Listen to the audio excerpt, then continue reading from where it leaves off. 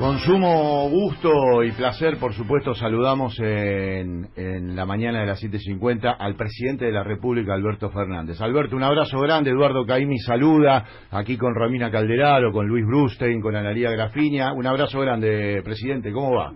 Buen día, ¿cómo les va? ¿Bien? Gracias por atendernos. Bien. Por favor. Me imagino que debe ser un motivo de mucho orgullo que el Fondo Monetario, a través de su jefa, señale que la deuda externa argentina es insostenible, porque es algo de lo que ha venido batallando este gobierno, incesantemente su gobierno, en estos 2 meses.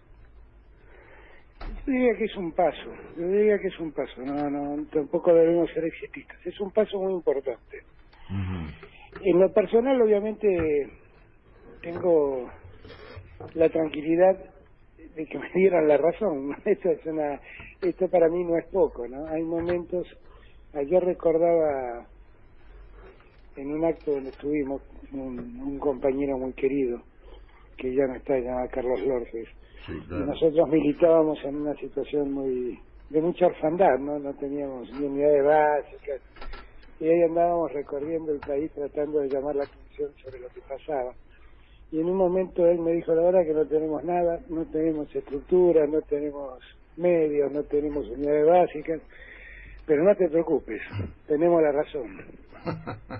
Y la verdad, a mí siempre me quedó grabada esa frase, porque yo, que soy un gran racionalista, dije, de verdad es que si uno persiste con la lógica, y la lógica es razonable, uno finalmente puede imponer sus objetivos. Y yo un poco lo que siento es que hemos logrado eso, porque cuando fue la campaña y yo anticipé al fondo, se lo dije por escrito, que estaba siendo responsable de un sistema de vaciamiento de reservas, y me salieron a acusar de cosas tremendas, y me acusaban de que éramos populistas, chavistas, que íbamos a dejar a la Argentina fuera del mundo, que nadie más iba a querer mirarnos.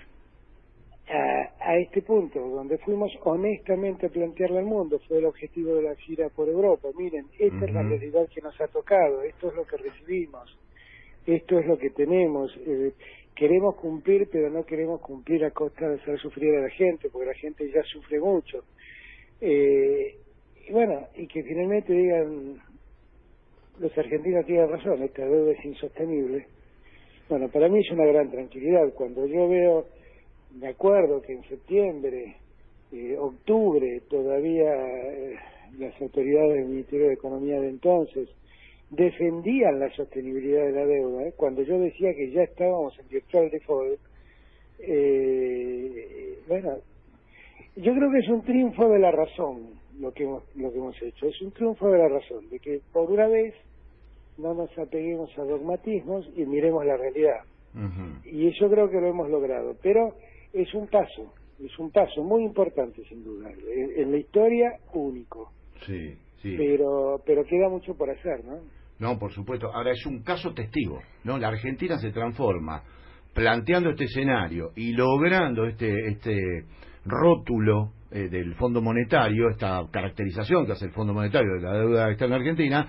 Es algo que se va a retomar en el mundo, presidente. Yo lo que creo que es muy valioso es que el fondo revise sus métodos. Claro, porque Martín Guzmán, cuando todavía estábamos en campaña y nadie sabía que Martín iba a ser ministro, se fue a dar una conferencia a Ginebra ante Naciones Unidas y analizó, si yo no me equivoco, alrededor de 70 casos de deudas que el Fondo Monetario había intervenido. Y en el 80% de los casos, o más, las políticas habían sido un fracaso. O sea, solo habían profundizado la crisis. Ustedes se van a acordar, porque fue ese seminario donde él habló, y uno de los casos que tocó fue Argentina, y entonces ahí los diarios le prestaron atención y dijeron: hay un Martín Guzmán que es cercano a Alberto Fernández que anda diciendo esto. Nadie sabía que iba a ser el ministro de Economía todavía. Sí. Y la verdad es que lo que el fondo en todo caso debe revisar es eso, porque no ha resuelto los problemas de la deuda en muchos países. Fíjense, por ejemplo, un caso que nosotros hablamos mucho, que es el caso de Portugal. Portugal, que tuvo políticas parecidas a las nuestras de atención a los sectores más desposeídos, ponerle dinero a los jubilados, a los empleados públicos para que mejoren el consumo y así volver a hacer crecer la economía. Pero Portugal, la deuda que tenía con el fondo, consiguió un préstamo del Banco Europeo, le pagó al fondo y siguió endeudado con el Banco Europeo haciendo su política, pero fuera del fondo. Entonces, me parece que el fondo es una buena oportunidad realmente para que revise, porque finalmente el problema de un acreedor es cobrar, no fundir al deudor, es cobrar. Sí. Entonces, me parece que puede ser una buena oportunidad para que el fondo revise esas cosas. Con el presidente de la República, Alberto Fernández, estamos charlando en la 7:50. Bueno, ahora se viene la negociación con la sugerencia del fondo conocida, con unos chicos bravos que son los bonistas, ¿no? Son muchachos bravos. ¿Cómo venimos en este sentido, presidente? Venimos. Y ahí hay que ser la misma prudencia que tuvimos. Silenciosamente fuimos trabajando con el fondo, hablándoles muy honestamente sobre lo que nos pasa, contándoles cuáles son nuestras limitaciones, mostrándoles cuáles serían los efectos sobre la economía si hacíamos cosas que ellos inicialmente planteaban, demostrándoles cuál fue el resultado del dinero que pusieron en Argentina en los tiempos de Macri.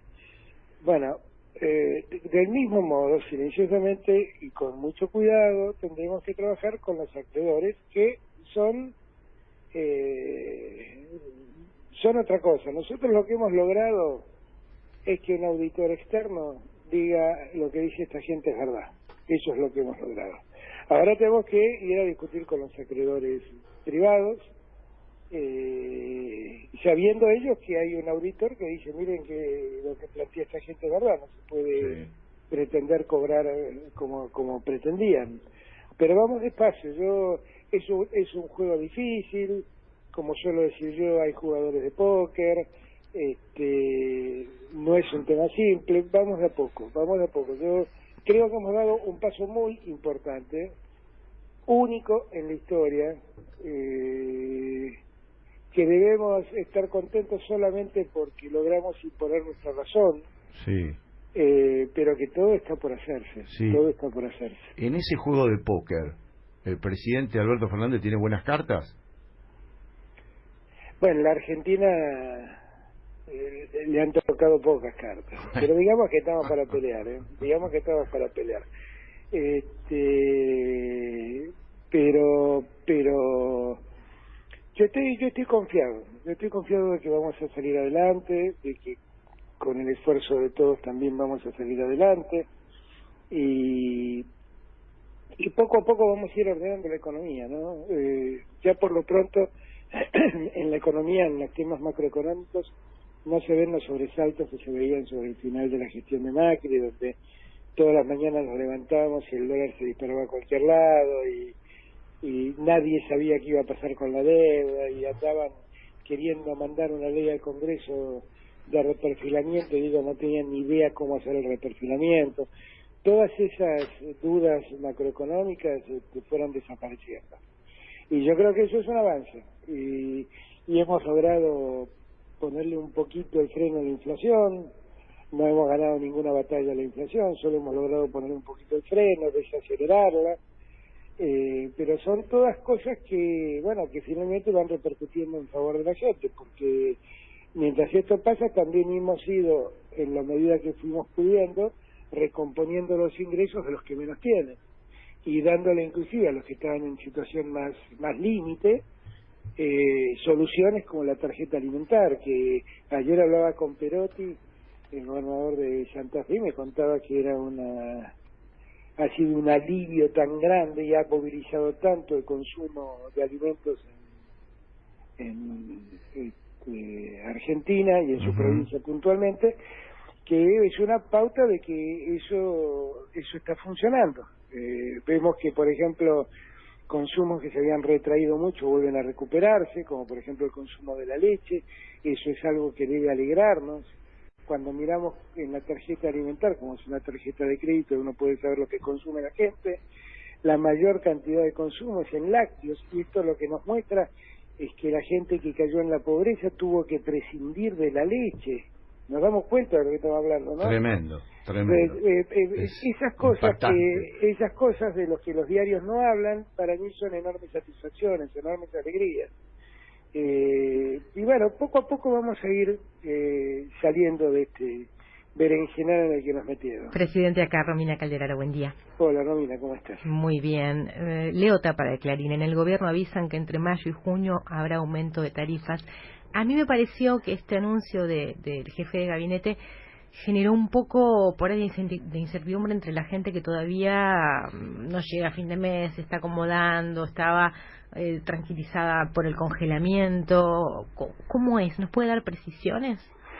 Son esos típicos reportajes, porque cuando vi la nota dije, ¿cómo es esto?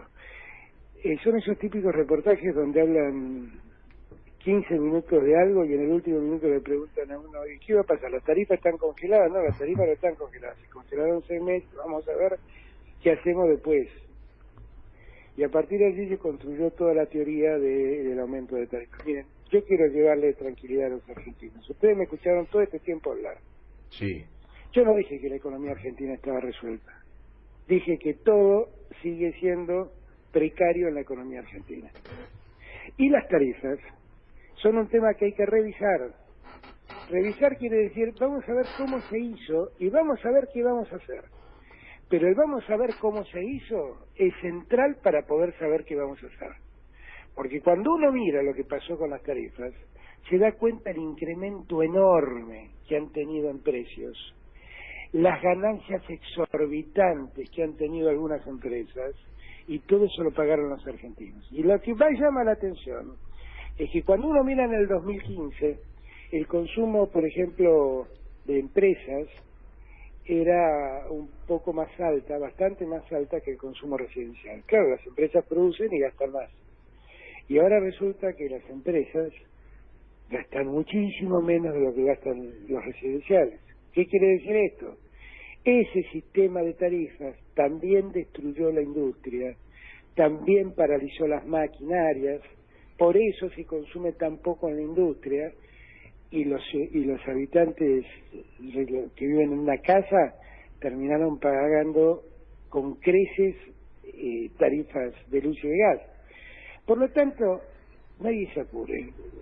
Yo no sé si en junio nosotros vamos a estar en condiciones de hacer eso, porque lo que a mí más me preocupa es que unos pícaros dejen de ganar en detrimento de la gente. Muy importante. Todo esto va a ser es actualmente objeto de estudio y revisión para atrás, saber exactamente quién ganó y cuánto se llevaron y cuánto pagamos los argentinos, y después veremos qué es lo que hay que hacer. Pero lo primero no es ir a hablar aumento de tarifas. Por lo tanto, nosotros no tenemos en cartera hoy el aumento de tarifas. Lo que tenemos hoy bajo análisis es qué pasó para saber exactamente de dónde partimos. Y lo mismo pasa con el transporte. Claro. Sí. Porque yo leí ayer aumento de transporte. ¿Por qué no haber un aumento de transporte si las naftas están congeladas y está congelado el gasoil? ¿Por qué vamos a hacer un aumento de transporte? ¿Por qué? Yo voy a cuidar el bolsillo de los argentinos hasta el último minuto que yo esté acá, porque me lo han escuchado decir más de una vez. Ese es el compromiso que yo tomé con la gente. Y yo lo voy a cumplir, porque no hay conducta menos ética en política que mentirle al votante. Presidente, usted prometió en campaña y tiene mucha suerte Macri de que haya cumplido, no echarle la culpa todo el tiempo al gobierno anterior. Sin embargo, hay cosas que no puedo dejar de preguntarle porque me sorprenden. Usted habrá leído que en una reunión que tuvo ayer, después de sus largas vacaciones, Macri dijo que estaba preocupado por la economía. Eso por un lado. Por otro, Caputo celebró el comunicado del Fondo Monetario Internacional como si no hubiese tenido nada que ver con la toma del préstamo. ¿Le puedo pedir una reflexión sobre ambos temas? Bueno, a Macri debe preocupar la economía porque sus amigos dejaron de ganar, por todo eso que yo acabo de decir. Ahí lo entiendo.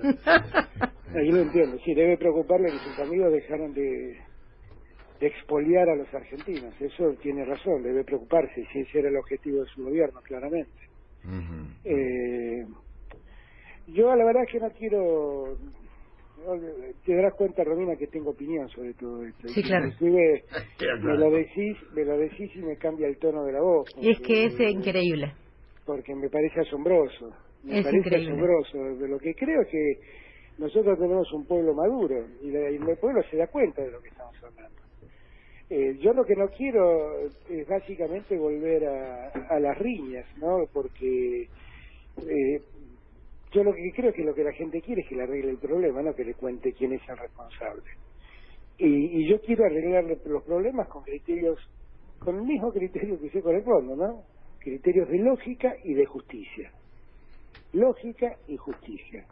Miren, lo razonable es ver cuánto ganaron en todos estos años los amigos de Macri que producían electricidad, distribuían gas, y después ellos que se llenaron la plata, se llenaron los bolsillos durante 4 años, después vamos a ver si corresponde que los argentinos tengamos que pagar más, porque no es posible que siempre empecemos de cero. No es posible, porque acá hay una política. ¿Hola? Acá hay una política precisa, decía, para que se llenen los bolsillos esas empresas en detrimento de los argentinos.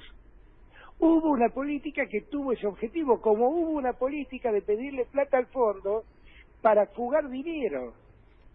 Entonces, no es posible que esto lleguemos nosotros y todos empecemos de cero. No. El que ganó lo que no debía, bueno, ahora va a tener que hacer un esfuerzo de devolver lo que se llevó indebidamente. ¿Y cómo lo va a devolver? En no tarifas para la gente. Entonces, eso lo vamos a revisar y lo estamos revisando. Y estos conceptos, la verdad, son conceptos poco felices. A mí, créanme, no me gusta hacer política en los tribunales, pero muchos tendrían que estar en los tribunales dando cuentas. Muchos tendrían que estar dando cuenta en los tribunales de lo que han hecho. Pero bueno, no sé, eso lo harán, espero que alguna vez los tribunales vuelvan a ser tribunales y funcionen como tal. Pero bueno, no sé. Presidente, sí. Buenos días, le habla Luis Brustein, ¿qué tal? Hola Luis, un gusto. Sí. Bueno, un gusto pendiente porque quedamos en hablar hace 1000 años. Sí, Nunca se produjo el cafecito ese. Debo decir públicamente que soy un lector apasionado de las notas de Luis, y alguna vez que nos cruzamos y me la presentaron y dije, vos sos Luis. Sí. ¿Cómo estás, Luis? Bien. Yo le quería preguntar por una cosa, que lamentablemente hay una riña que asoma en el horizonte, porque con el anuncio del fondo los bonos bajaron mucho y aparecen los fondos buitre así en el escenario de la deuda otra vez, lo cual implica otra vez judicialización y demás. ¿Están previendo esa perspectiva ustedes? Sí, absolutamente. De todas maneras, no confundirnos, porque hay una diferencia entre este presente y lo que nos pasó. Sí. La diferencia es que tenemos un auditor de la talla del Fondo Monetario que dice lo que dice. Sí. Claro. ¿Ok? No es que... Ahora no es que nos pusimos en caprichoso, fuimos a la tribuna de la cancha de fútbol y dijimos, no pagamos. No.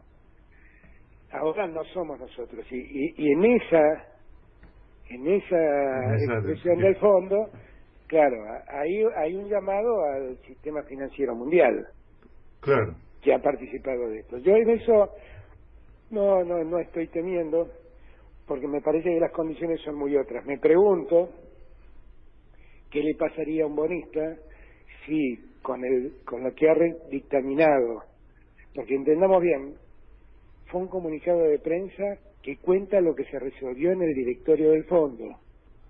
Claro. O sea, no fue un comunicado de prensa. Claro.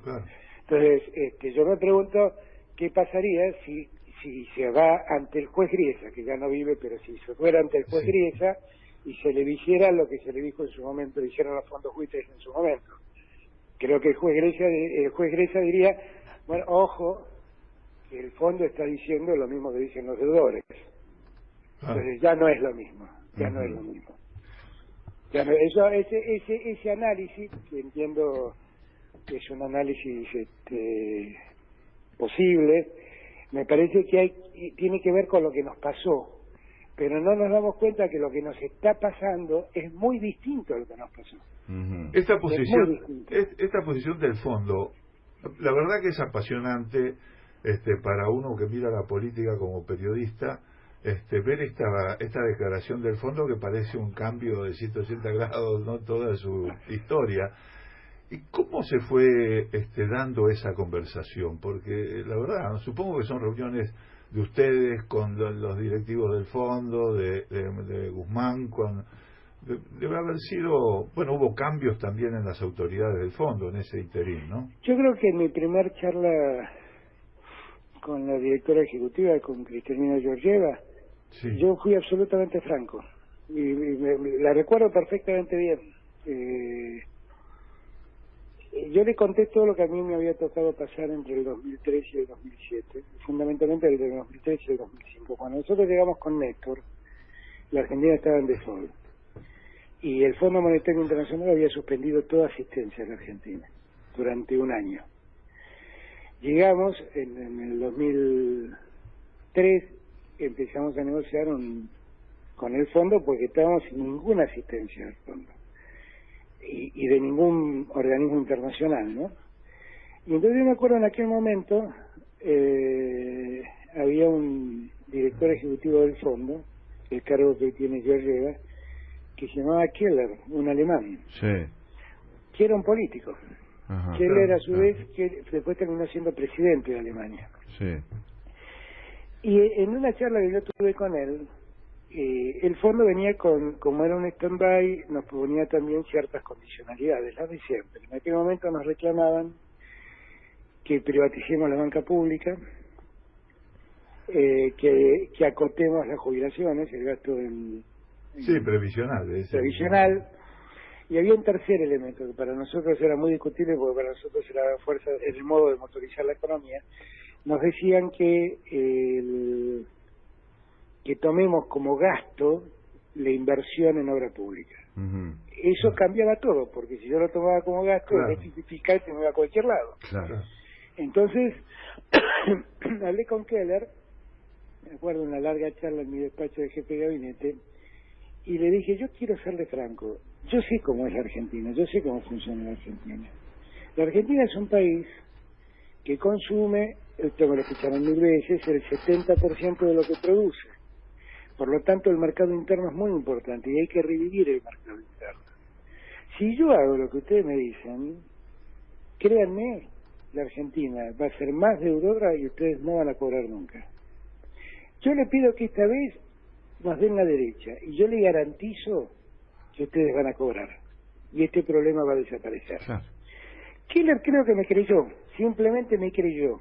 Tuvimos además una charla después con Néstor que fue más o menos en el mismo sentido y creo que el tipo terminó creyéndonos. Y como la historia de ellos también, ¿no? Claro, claro, sí.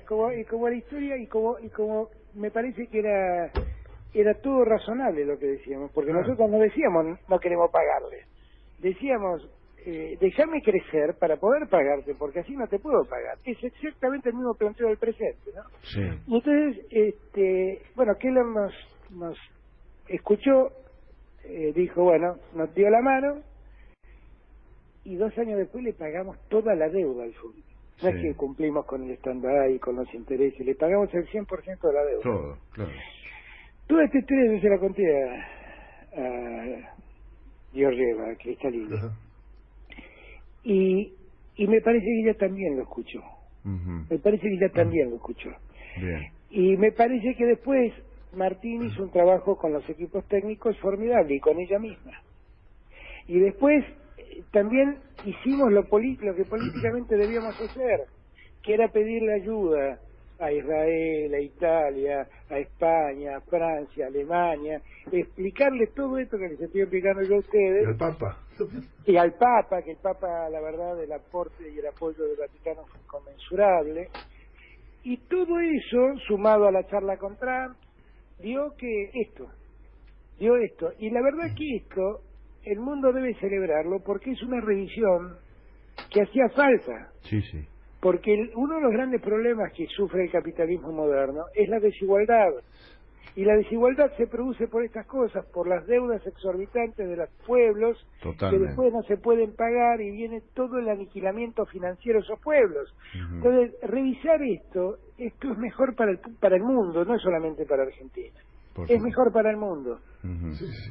Estamos hablando con el presidente de la República, con Alberto Fernández, lo cual es todo un privilegio. Por supuesto que Alberto, enancado con estas cuestiones que tienen que ver con el frente externo, en esta búsqueda de reconstruir al país, voy a hacerle dos consultas que tienen que ver con las cuestiones de la gente, del día a día, de la pelea del día a día. Salarios. ¿Cuál es la posición del gobierno? Cláusula gatillo que está implementado en algunos convenios, sumas fijas. ¿Hacia dónde vamos, Alberto, en esta coyuntura donde a la gente el salario, la inflación le comió el 50%? Nosotros, lo dije en campaña, tenemos que ir recomponiendo el salario real. Esto no tengan ninguna duda que ustedes. Tenemos que hacerlo dentro de la fragilidad que tiene la economía.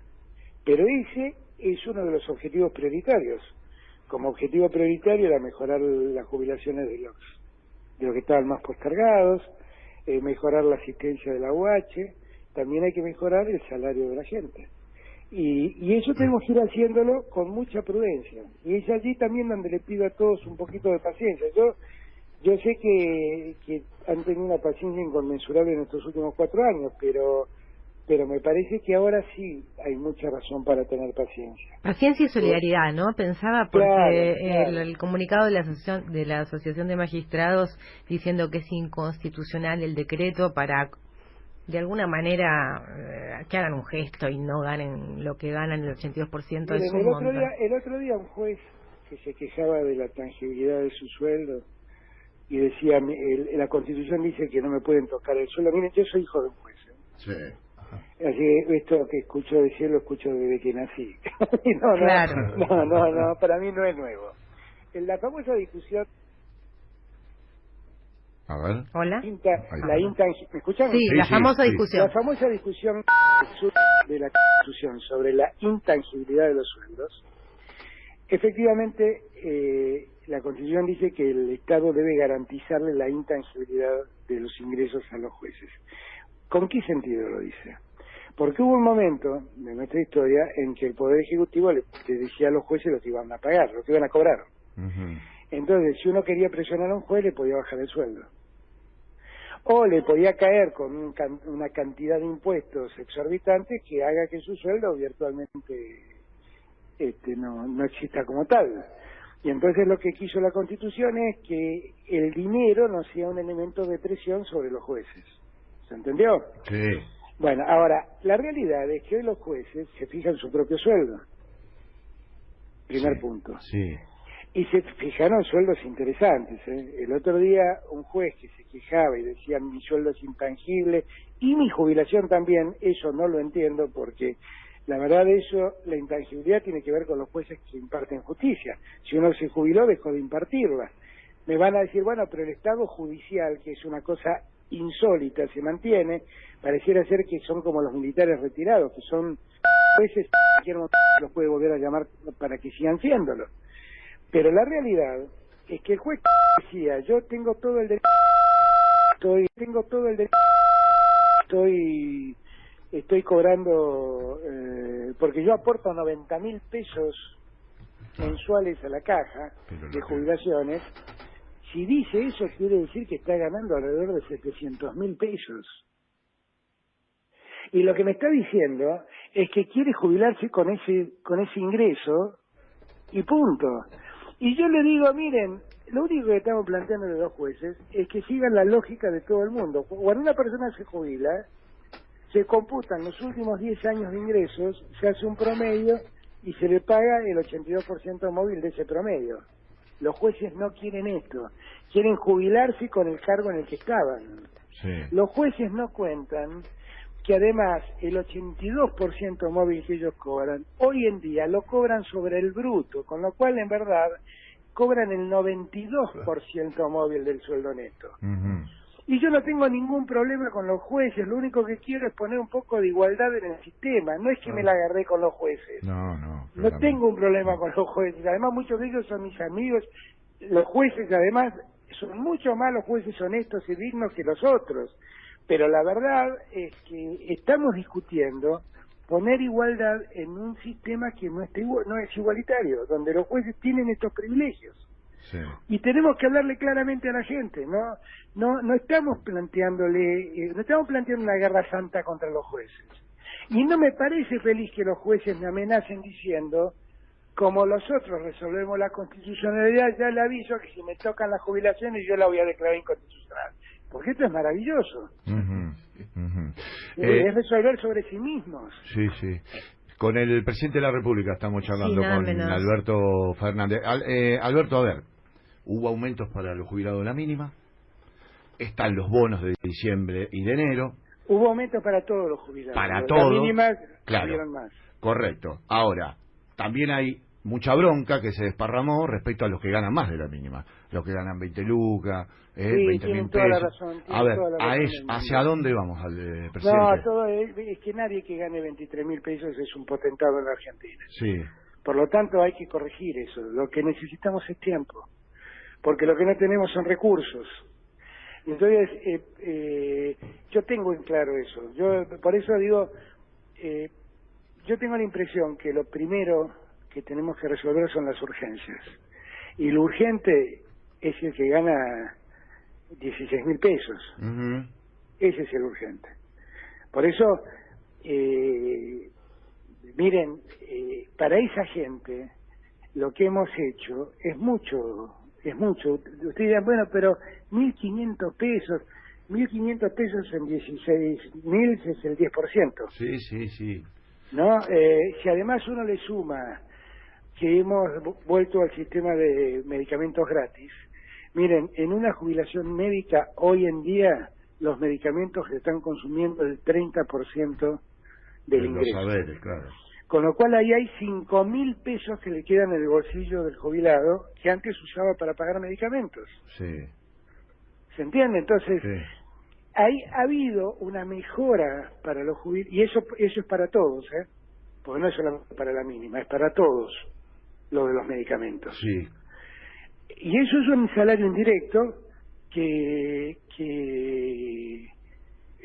ayuda, colabora, que ayuda mucho, por claro, supuesto. y que corrige mucho. Pero está muy bien, presidente, que le hable a esa franja, porque entre 16.000 y 20.000, si bien hay 4.000 pesos de diferencia, la verdad, con un peso tan depreciado como el que tenemos lamentablemente en el país, se necesita también de una ayuda, de un respaldo para los que ganan 20.000 pesos, 25, claro, 30. Pero a ellos el tema de los medicamentos también. Sí, sí, los abarca, por supuesto. O sea, sí, está claro. Y si ellos estaban ganando 25.000 pesos y gastaban 5.000, hoy objetivamente es como que le quedaron 5.000 pesos más en el bolsillo para poder disponer. No es poquísimo. Yo quiero que entiendan, yo no estoy hablando de que me parece que estas son sumas maravillosas. Es poquísimo, pero poco a poco vamos corrigiendo situaciones. ¿Ustedes se acuerdan que a los jubilados les sacaron los medicamentos, hicieron un censo y decían que un abogado que tenía un autito no tenía por qué tener el privilegio de tener... Sí. ¿Se acuerdan? Todo eso Sí, desapareció, todo eso desapareció. La teoría González Fraga de la vida. Claro, el jubilado que tenía un departamento no tenía por qué tener medicamentos gratis. Ah, sí, correcto, claro. Y uno decía, ¿y por qué? Si trabajó toda su vida, ¿por qué no puede tener un departamento? Bueno, todo eso desapareció. Y todos ellos están recibiendo los ingresos por los medicamentos gratis.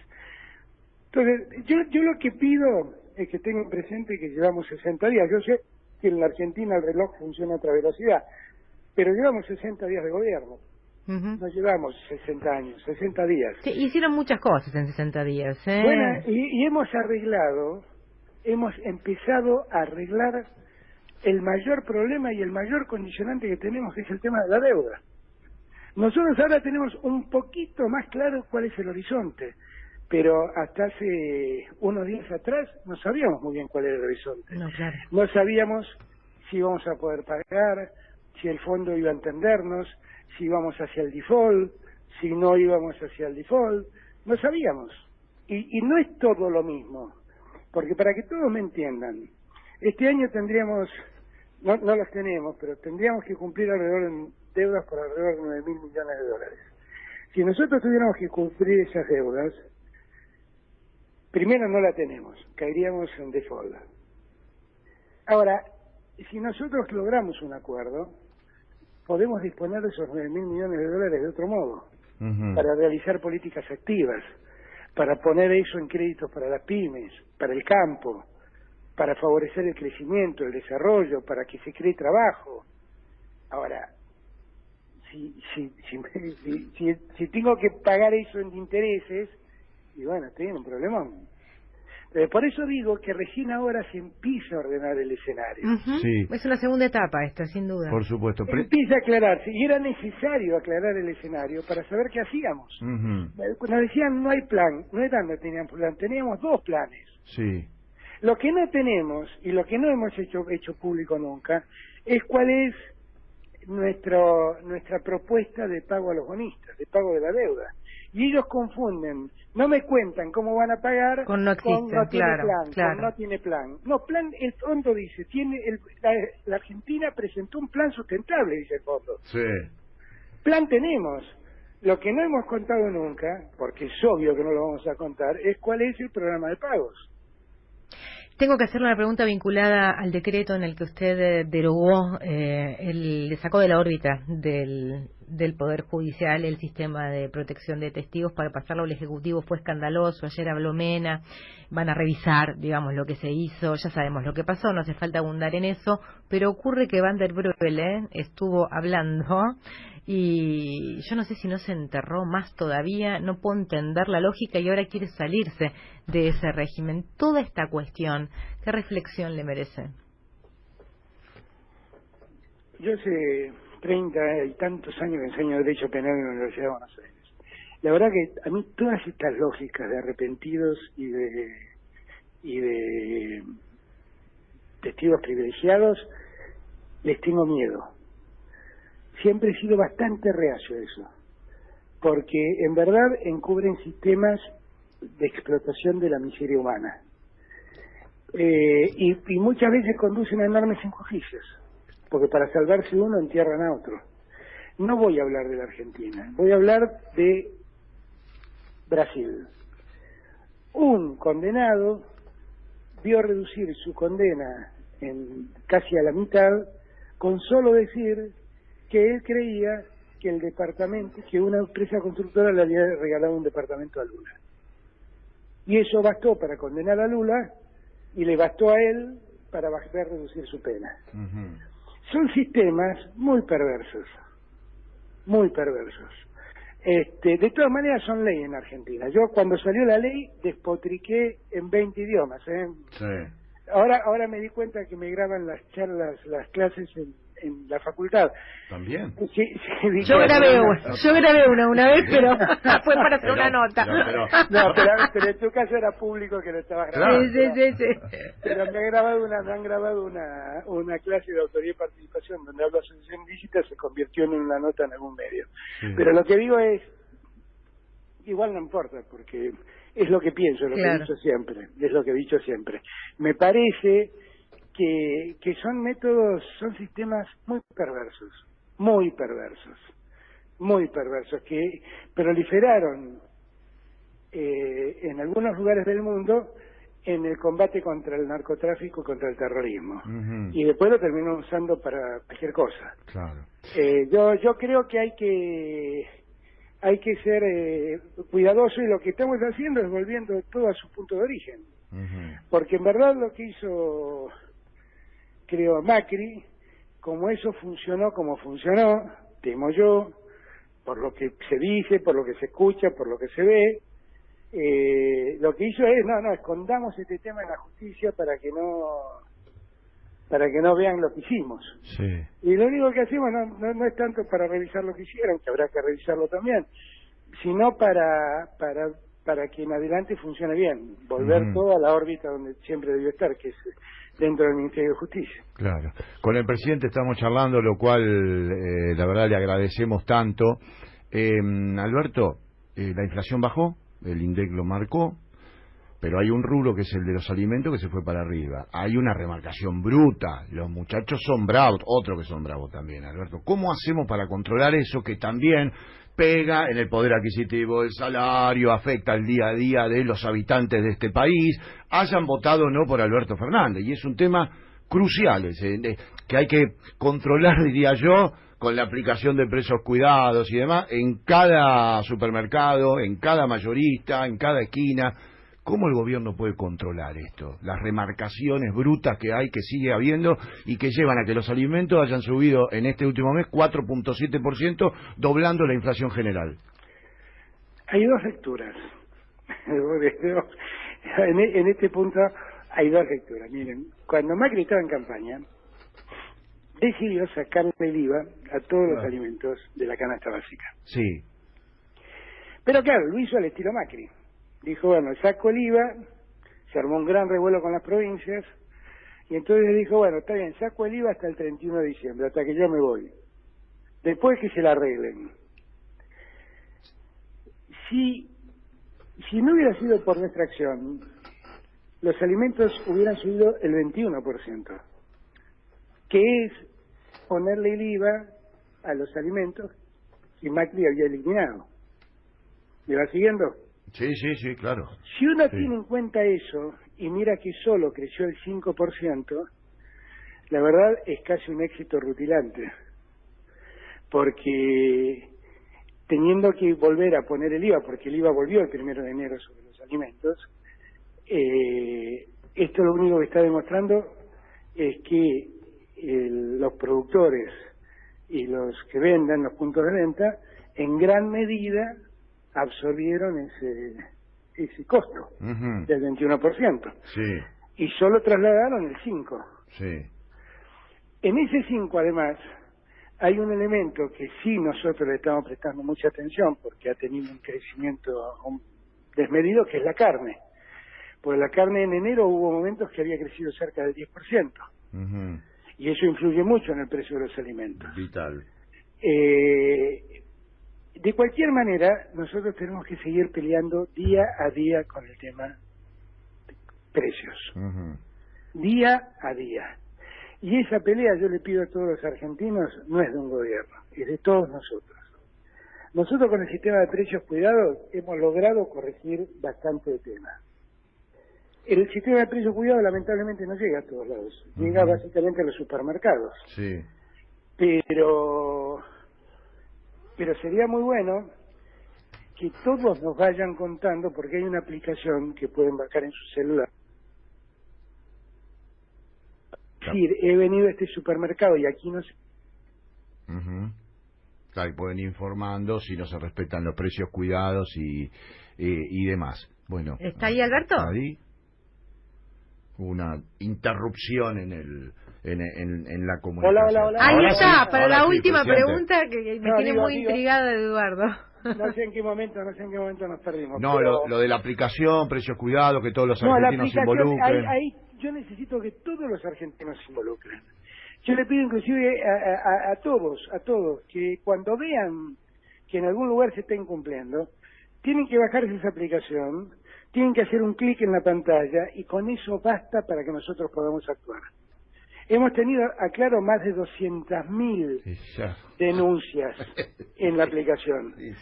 Y reaccionamos y lo resolvimos. La pelea contra la inflación es una pelea de todos los argentinos. Y yo necesito que me ayuden porque no lo puedo resolver yo solo. Yo puedo resolverlo con algunos elementos macroeconómicos.